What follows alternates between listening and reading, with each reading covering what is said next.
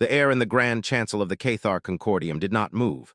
It was a solid thing, a crystalline medium held in perfect stasis, amplifying the silent dread that emanated from the luminary council. Light, the very essence of Cathar existence, was the only currency of emotion here, and it was failing. Matriarch Xylos, her ancient form a towering sculpture of interwoven quartz and living energy, felt the dimming in her own core. Before them, a holographic sphere of the ethel sector hung like a condemned soul. Where the brilliant star of Xyloprime should have blazed, there was only a perfect, seamless black. It was not the mottled, debris-strewn darkness of a stellar collapse, nor the faint, gravitational shimmer of a singularity. It was an absence, a void cut into the fabric of reality with impossible precision. The light of its neighboring stars did not bend around it. They simply stopped at its edge, as if hitting a wall of absolute nothing. For 3 cycles, the Concordium's finest minds had tried to parse the phenomenon. Their instruments, capable of resolving the quantum signature of a single atom from across a nebula, returned nothing. No radiation, no energy, no data. Just a pure, silent, and terrifying cessation of existence. Lord Vexus, his form a jagged shard of obsidian-like crystal that seemed to drink the ambient light, pulsed with a sharp, angry crimson. His voice, a resonant chime that vibrated through the chancel floor, was laced with the acid of certainty. It is the new species, the bipeds, the humans. They have been in the ethel sector for less than a standard rotation, a fleeting moment, and now a star has been extinguished. This is not coincidence, it is causation. It is a declaration. He gestured a crystalline limb towards the void in the hologram. They have unmade a sun. What being, what civilization can wield such power as a weapon? This is not an act of war. It is an act of cosmic desecration. They have snuffed out a source of life as a child snuffs out a candle. The other members of the council shimmered with uneasy agreement, their internal light shifting through anxious hues of violet and deep blue. The humans were an anomaly, a disquieting variable in the Concordium's meticulously calculated galactic equation. They had emerged from a forgotten arm of the galaxy with bewildering speed, their expansion a chaotic, seemingly random sprawl rather than the logical, concentric wave of a mature empire. Their ships were aesthetically incoherent, patched-together things of metal and fire, brute force given form.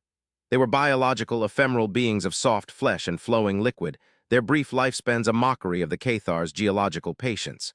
They were by all Cathar metrics insignificant, a fleeting pest. And yet here was a star, a giver of life and light, gone. And the humans were the only new presence in the system. Matriarch Xylos remained a calm, steady beacon of white light, her ancient mind sifting through millennia of wisdom. She did not share Vexus's precipitous conviction. "The data is incomplete, Lord Vexus," her voice chimed, a sound like ancient glaciers grinding against one another, slow and powerful.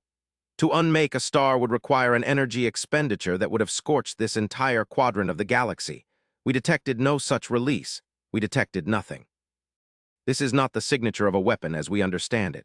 It is the signature of an impossibility." Her gaze, 1,000 facets of calculating light, swept over the council. "We have underestimated species before. We mistook the silent leviathans of the gas giants for non-sentient fauna. We dismissed the silicon weavers of the core worlds as geological formations. Arrogance is the harbinger of extinction. These humans, they are different. Their expansion is not for territory. Our long-range observers note that they settle on few worlds, and those they do are often considered inhospitable.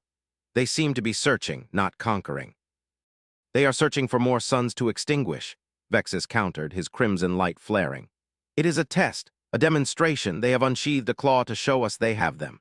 The legend speaks of this, Matriarch, the whispers from the outer fringe from traders and scavengers who have skirted their territory. They speak of a ghost ship, a vessel that appears without warning, a phantom of impossible scale, and in its wake the very light of space seems to thin, to grow weary.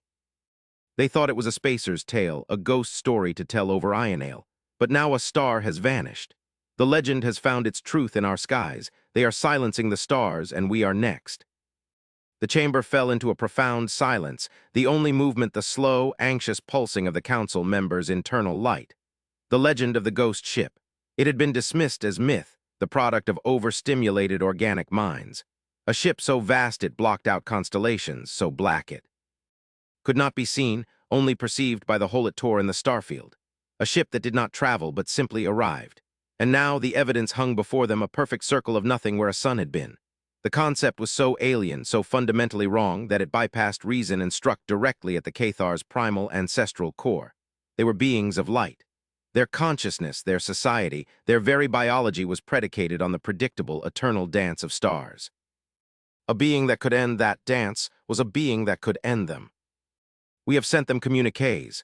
Another council member, a slender being of pale amethyst named Lyra, resonated softly. "For cycles, we have tried to open diplomatic channels. They have never responded. Their silence is as profound as this void they have created. It speaks of a confidence that is unsettling." "It is the confidence of a predator that does not need to speak to its prey," Vexus declared. "They know what they are, they know what they can do, and they know that we are only now beginning to comprehend the horror they represent. We must act. Our grand fleet must be mobilized. We must strike at their nearest outpost before this light eater, this ghost ship, can be brought to bear against the Concordium itself. We must show them that we are not a star to be so easily extinguished." The call for war resonated through the chamber, a chorus of angry, fearful light. It was the logical Cathar response. When faced with a chaotic, unpredictable threat, one imposes order through overwhelming force. Annihilate the variable, stabilize the equation. Xylos felt the pressure mounting, the tide of fear threatening to sweep away millennia of patient diplomacy. She looked at the void in the star map, but she saw something else. She saw a pattern, or rather, the lack of one. A weapon of this magnitude would be used to inspire terror, to shatter an enemy's morale. It would be deployed against a populated system, a military stronghold, a world of symbolic importance. Xyloprime was an uninhabited system, notable only for its unusually stable, late-stage star. It was a place one would go to observe, not to destroy. The human action felt clinical, precise. It lacked malice, and that to Xylos was more terrifying than any act of aggression. A passionate enemy could be understood, its motives predicted. An enemy that operated on a logic so alien it appeared as a calm, passionless act of cosmic vandalism was a foe beyond comprehension. "No," Xylos stated, her voice cutting through the rising clamor. The white light of her core intensified, compelling silence. "We will not meet an unknown with a known. We will not answer a mystery with a fist. Lord Vexus's fear is understandable, but it is a poor counselor. If they possess a weapon capable of nullifying a star, our fleet would be as dust against it. A direct assault would be suicide, a grand, pointless gesture before our own extinguishment." She turned her multifaceted gaze back to the hologram. "This act was not for us. There was no warning, no ultimatum. If it was a demonstration, the audience was not the Concordium. We were merely observers. We must understand the purpose before we can formulate a response." She paused, letting the weight of her words settle into the crystalline minds of the council. "We will dispatch a diplomatic envoy, one ship. It will travel to the edge of human-held space, to the coordinates of their nearest settlement. It will not be a warship, but a vessel of parley, its intentions unmistakable. We will broadcast a message of peaceful intent, a request for dialogue on all frequencies. We will go to them not with threats, but with a question." Xylos's light softened, a gesture of profound gravity. "We will ask them why they are taking the stars." The decision hung in the silent, shimmering air of the chancel, a choice between the familiar path of war and a terrifying leap into the unknown.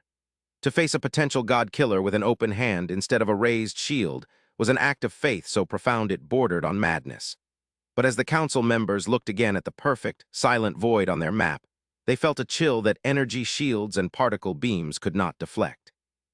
They were facing not just a new technology, but a new philosophy of existence, and for that, their old weapons were useless. The ghost ship was no longer a legend. It was a question aimed at the heart of their civilization, and they had no choice but to seek an answer. The Cathar diplomatic vessel, the Starlight Lode, was a work of art, a ship grown rather than built. Its crystalline hull shimmered with captured starlight, its form a perfect, harmonious fractal. It moved through the void not by brute propulsion, but by gently persuading spacetime to bend to its will. It was the Concordium's philosophy given form, elegant, powerful, and in perfect harmony with the universal order. Now it felt like a fragile piece of glass, being carried into a storm.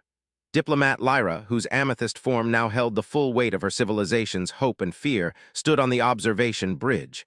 Before the ship, space itself seemed to buckle and break against the edge of the Xyloprime void. They had reached the border of the phenomenon. The ship's sensors, which could normally taste the subtle stellar winds and read the history of light from distant galaxies, were utterly blind. The void was a wall of sensory deprivation.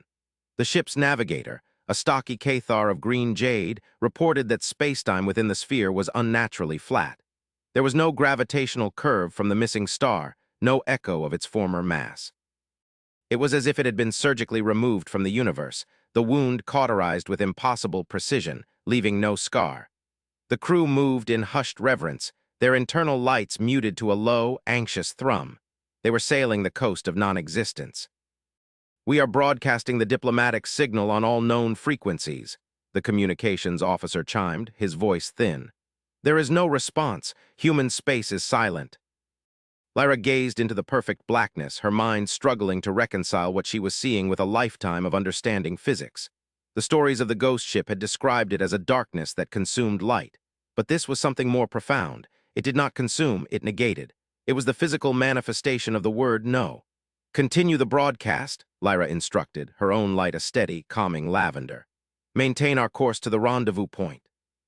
We will show them we are not deterred by their creation." They traveled for another cycle along the edge of the void, a silent pilgrimage past a cosmic tomb. Then, as they cleared the sphere of influence, the familiar tapestry of the galaxy returned, a comforting blanket of light after suffocating darkness. They were in human space now. It was empty. There were no grand orbital stations, no sprawling naval yards, no majestic shipways that marked the territory of a major power. There were only a few scattered sensor buoys, primitive and functional, that silently observed their passage without challenge. It was the territory of a species that had no fear of its neighbors, or one so confident it felt no need for walls. At the designated coordinates, a barren moon orbiting a gas giant, they waited. The starlight lode hung in the silent void, its elegant form a stark contrast to the rugged, unadorned moon below. For a long time, nothing happened. The silence stretched, becoming a tangible presence, a confirmation of the humans' unnerving disregard for galactic norms. Vexus and the war faction would be interpreting this as contempt. Lyra, however, felt a different quality to the silence. It was not hostile. It was patient. Then it appeared, not with a flash of displaced spacetime or the roar of engines, but with a quiet dignity. A single human ship, small and unassuming. It was a dull gray wedge of a vessel, its design brutally utilitarian. There were no flowing lines, no aesthetic considerations. It was a tool, plain and simple. It named itself the Envoy. Compared to the starlight lode, it was a crude iron hammer next to a polished diamond. The initial wave of apprehension on the Cathar bridge was replaced by a flicker of disdain. This was the vessel of a galactic power. This was the representative of the Star Killers. A channel opened. A voice, organic and soft, filled the bridge. It spoke the Cathar high tongue, its pronunciation flawless, yet imbued with an alien cadence, the subtle whisper of breath between words.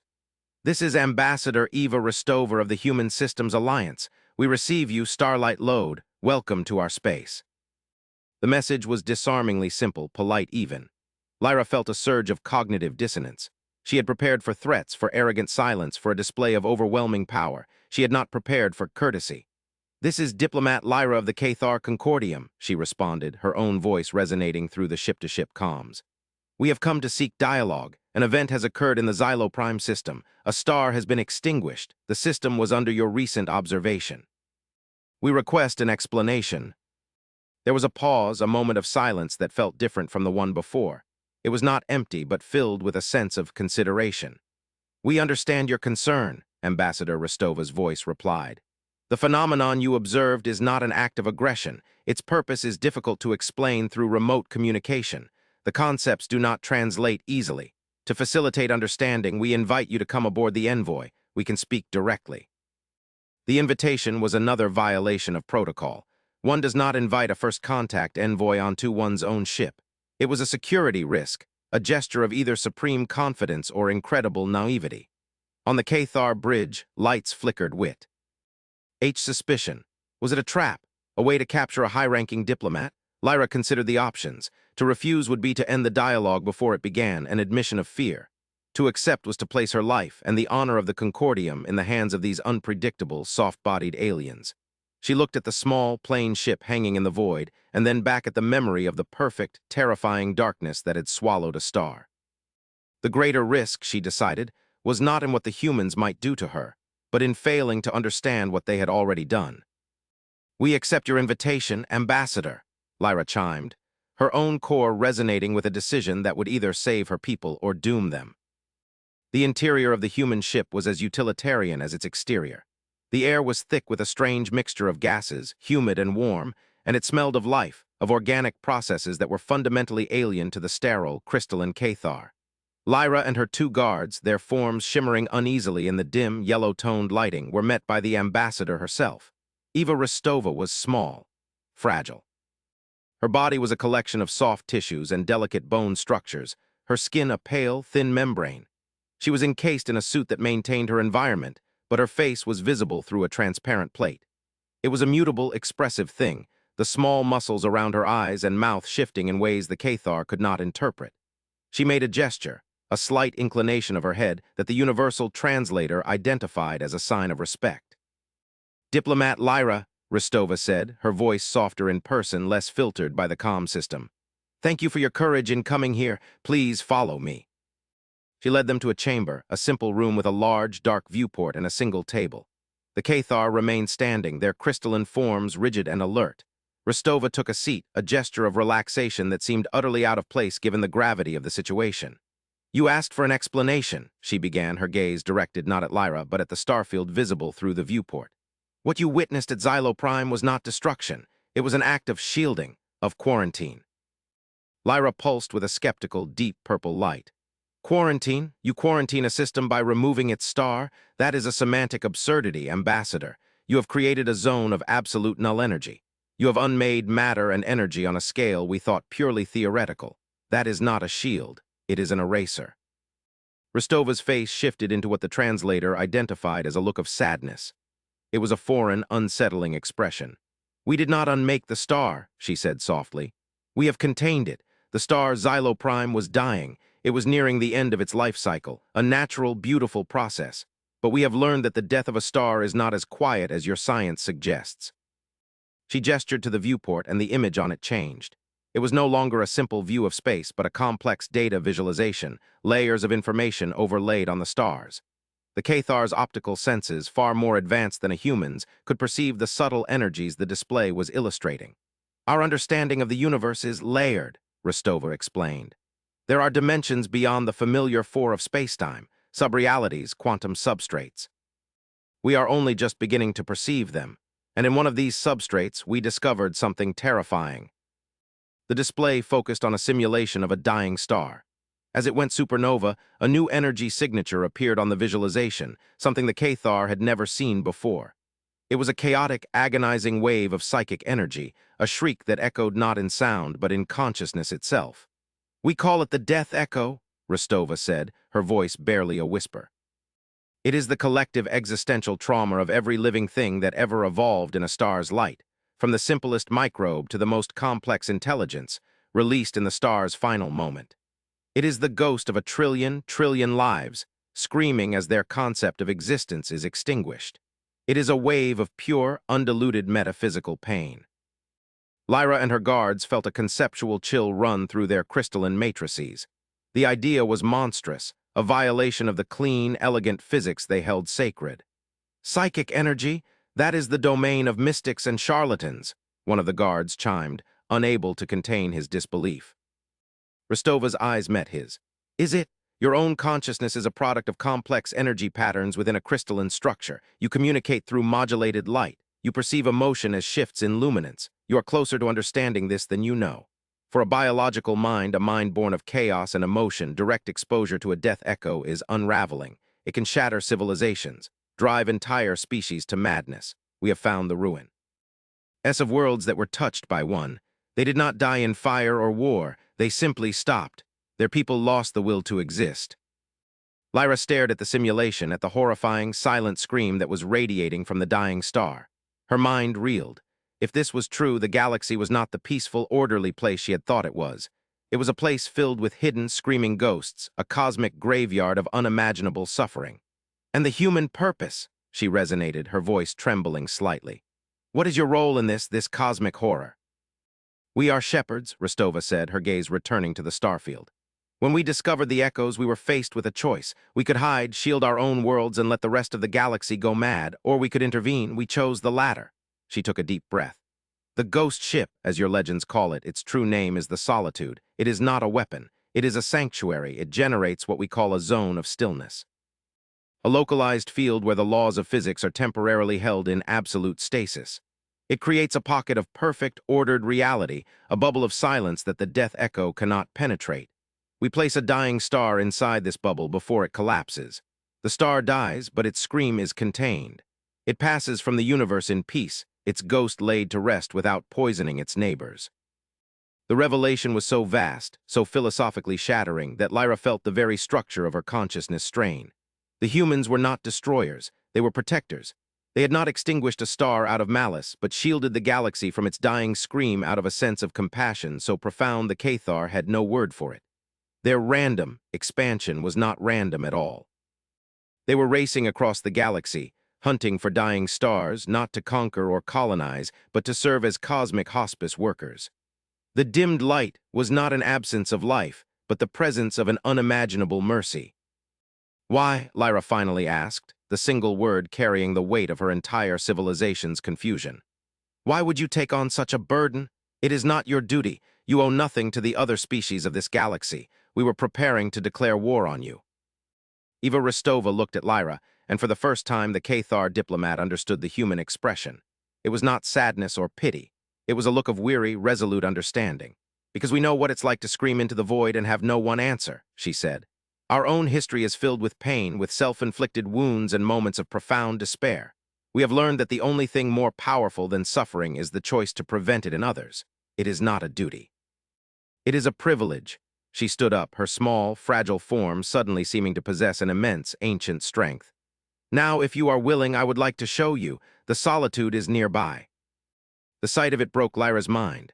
The starlight lode was a jewel, but the solitude was a concept. It did not reflect light, it was the end of light. It was a shape carved from the pure black between stars, a geometric hole in reality. It was impossibly vast, a continent of void that dwarfed her own vessel. There were no lights, no viewports, no engines. It did not seem to be made of matter at all, but of a solidified principle of physics. As it moved, it did not disturb the space around it. The space simply rearranged itself to accommodate its passage. It was silent, absolute, and majestic in a way that defied all Cathar aesthetics. It was the physical embodiment of a profound and terrible purpose.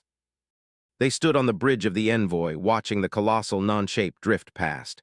Rostova's voice was a quiet guide in the face of the sublime. It is on its way to the next star on our watch list, a red giant in the Cygnus arm. Its time is near. Lyra could not speak. Her mind was a whirlwind of shattered paradigms. The species they had dismissed as chaotic, primitive upstarts were operating on a level of ethical and technological sophistication that was almost divine. They were not conquerors of space, but guardians of sanity. They were not wielding a weapon, but a tool of immense compassion. The Cathar Concordium, with its grand fleets and its ancient wisdom, had been preparing to wage war on a group of cosmic physicians, to destroy the very doctors who were silently saving them from a plague they didn't even know existed. The shame was a physical weight, a pressure on her crystalline form. My people, we must be told, she finally managed, her resonance weak. Matriarch Xylos must know the truth. The entire council, they saw your actions as a threat. They spoke of annihilation. We know, Rostova said, her tone devoid of accusation. We have monitored your internal communications. We understood your fear. It is a natural reaction to the unknown. We did not respond to your hails because words alone would have been insufficient. Efficient, you had to see. You had to understand the context. Fear cannot be reasoned with. It can only be replaced by a greater understanding. This was perhaps the most shocking revelation of all. They had been listening the entire time. They had known of Vexus's call for war, of the Concordium's mobilization, and they had reacted not with a preemptive strike or a defensive posture, but with a patient, calculated plan for enlightenment. They had treated the Cathar's potential aggression not as a threat, but as a symptom of ignorance that needed to be cured. It was the act of a parent dealing with a frightened child.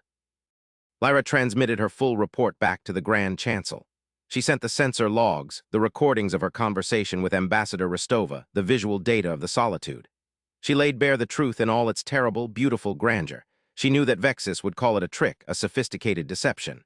But she also knew that the truth had a resonance that even the most stubborn mind could not deny. The evidence was too complete, the logic too profound, the implications too vast. Back in the chancel, silence reigned once more. But this was not the silence of fear. It was the silence of awe. The holographic display now showed the data Lyra had sent, the horrifying beauty of the death echo, the sublime, silent passage of the solitude. Lord Vexus's crimson light was dimmed, flickering with a confusion so deep it bordered on collapse. His arguments, once so powerful and resonant, now seemed small and petty, the angry shouts of a child in a vast, silent cathedral. Matriarch Xylos's white light pulsed with a slow, powerful rhythm, a beacon of dawning comprehension. She had been right. The humans operated on a logic that was not born of conquest, but of something far more ancient, far more fundamental. She looked at the image of the human ambassador, the small, soft creature who spoke of burdens and privileges, and she felt a sense of kinship that transcended biology. Here was a wisdom that the Cathar, in their long, stable existence, had never been forced to learn. The wisdom of a species that had stared into its own abyss and chosen to climb out, not just for itself, but for everyone else. Lord Vexus, Xylos chimed, her voice soft but absolute. You are relieved of your command of the Grand Fleet. The order to mobilize is rescinded. All our ships will stand down. She turned her gaze to the rest of the council. We have been blind. We have judged a species by the crudeness of their ships and the brevity of their lives, while they have been tending to the very soul of the galaxy. We have been contemplating war with our saviors. Her light brightened, sweeping across the chancel, a declaration that would reshape the future of her people. We will not be their enemies. We will be their students. We will be their partners. Send a message to diplomat Lyra. Tell her to convey to the humans our deepest gratitude and our formal request for an alliance. The Cathar Concordium wishes to help them bear their burden. The decision was met not with argument, but with a silent, shimmering wave of assent. The fear was gone, replaced by a humbling sense of purpose. The galaxy was larger, stranger, and more profound than they had ever imagined, and they were no longer its masters, but humble participants in a drama of cosmic scale. Aboard the envoy, Lyra delivered the message from her matriarch. Ambassador Rostova listened, her expression unreadable but for a slight softening of her eyes. An alliance would be welcome, she said. The task is great. There are so many stars. Our resources are finite. Your knowledge of stellar mechanics, your mastery of energy manipulation, it would be of invaluable help. A new era was dawning, one of cooperation between two species that could not be more different, united by a purpose that transcended form and philosophy. Lyra felt a sense of hope that was as profound as the despair she had felt just cycles ago. But as she prepared to conclude the new diplomatic arrangements, Rostova held up a hand, a gesture for pause. There is one more thing you must know, the ambassador said, her voice taking on a new gravity, a deeper, more somber tone. The reason we undertook this burden, the final piece of the puzzle. She turned back to the main viewport and the image shifted again. It was a complex diagram, a historical timeline derived from deep space archaeology and analysis of the death echoes themselves. We did not discover the echoes on our own. We found a clue, a derelict. A ship far older than our own civilization, of unknown origin, drifting in interstellar space. On board, we found the first designs for a stillness zone generator. We found their final log. The air in the room grew cold. The log explained the death echoes, Rostova continued, her voice low. But it also explained that they are not a natural phenomenon. They are a side effect, a symptom of something. NG far worse. The existential pain, the psychic scream, it is not just an echo, it is food. Lyra felt her crystalline structure contract. Food for what? The display changed to a galactic map, dotted with the locations of past stellar deaths that the humans had identified. Rostova traced a line, a slow, methodical path that snaked through the outer arms of the galaxy, a trail of dead stars stretching back through eons. Something is causing the stars to die with this scream, something that harvests that final, agonizing release of psychic energy. The ancient vessel we found, it wasn't built by shepherds. It was built by survivors. They created the first solitude not to quiet the galaxy, but to hide from the reapers. The zone of stillness doesn't just block the scream from reaching other civilizations. It blocks it from reaching whatever is listening for it. It cloaks the meal. The ghost ship wasn't a legend about a weapon. It was the last desperate act of a terrified species trying to make their star invisible to the things that hunt them. The full, crushing weight of the truth finally settled upon Lyra. Humanity's burden was not merely one of compassion. It was one of fear. They were not just tending a cosmic garden. They were hiding it from a predator of unimaginable age and power. They had inherited a war they didn't start, against an enemy they had never seen. This entity, Lyra stammered, where is it now? Rostova's gaze was fixed on the star chart. Her finger traced the path of dead stars, a slow, inexorable march inward. The path was not random. It was a spiral, tightening with every star it consumed. A trajectory aimed directly at the dense, star-rich heart of the galaxy. A path that would eventually lead it straight through the Cathar Concordium, and then to the fledgling systems of the human race. "We don't know what it is," Ambassador Rostova said, her voice the quiet tolling of a funeral bell. "We only know its direction of travel. It is ancient, patient, and it is coming." The viewport showed the endless, beautiful river of stars that was their home galaxy. But it was no longer a place of wonder. It was a feeding ground, and a shadow was falling across it, a darkness far older and more absolute than the one they had mistaken for a weapon. The two species, brought together on the brink of a foolish war, now stood in silent, terrified unity, their gaze turned outward to a cosmos that had suddenly grown infinitely larger and infinitely more hostile. Their new alliance was not just a partnership. It was a desperate, final stand against the encroaching silence that hunted the light.